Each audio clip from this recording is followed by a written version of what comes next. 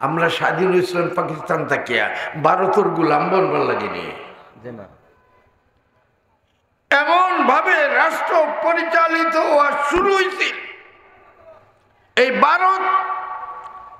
আমরা প্রথম স্বাধীনতায় সহযোগিতা করছি, এটার অস্বীকার করি না। এইগুলি একটা হকিকত, আমি কইতাম পারি। প্রথম স্বাধীনতার সময় আমরা দেশীয় মুক্তিযোদ্ধা যারা আসলা এরা আগে দিছিল।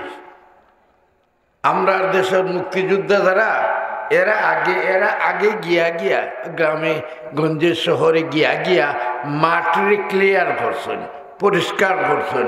নিজের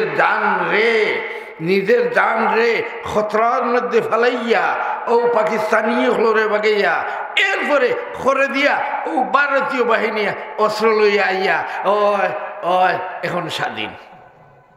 ঠিক ওই রকমের এটা আমি নিজে দেখছি। সুতরাং এত বেশি আপনার কাছে ঋণী নাই। আমরা আসো ভারতের কাছে অত ঋণী নাই।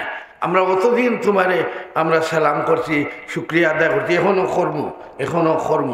কিন্তু জানতাম চাই তোমরা সহযোগিতা করিয়া আমার দেশ স্বাধীন করাইয়া তোমরা আমার এই দেশে তোমরা গোলাম বানাইতে চাও। এই জাতি প্রাণ দিয়া দেখাইয়া দিছে যে এই দুনিয়ার কোনো শক্তি নাই আমার দেশের আমরা জাতীয় হলরে তারা দাবাইয়ে রাখো গুলাম বানাইতে পারতো না। ইনশাআল্লাহ কেউ পারতো না। আমি কইছিলাম প্রায় 1.5 মাস আগে আমরা সেনাবাহিনীরে যে তোমরা ডরাইও না, কেনে তোমরা সংখ্যায় যতই কিন্তু আমার দেশের যুবক হলেই ছাত্র সমাজ সহ এই দেশের মানুষ প্রাণ দিতে শিখেছে। এই দেশের মানুষ দান দিবার লাগিয়া প্রস্তুত। তোমরা চিন্তা করিও না। আর কোন জাতিরে দাবাইয়া রাখার শক্তি কেউরির নাই। তো আলহামদুলিল্লাহ আল্লাহ আমরা দ্বিতীয় স্বাধীনতা দিয়েছেন। আমরা সবে এই স্বাধীনতা বজায় রাখবার চেষ্টা করতাম।